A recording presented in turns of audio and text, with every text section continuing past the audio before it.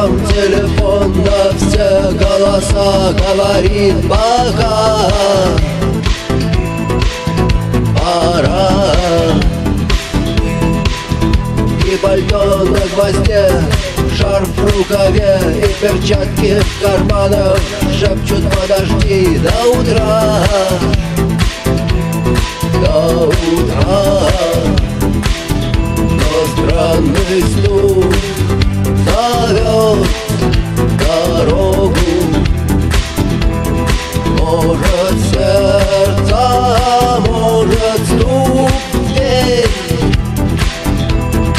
И когда я обернусь на дороге,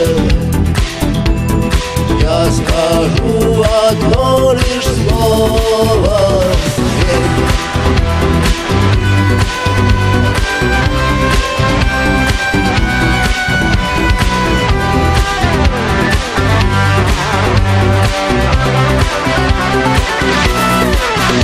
И опять не усну, и опять сквозь грохот колес мне послышится снова: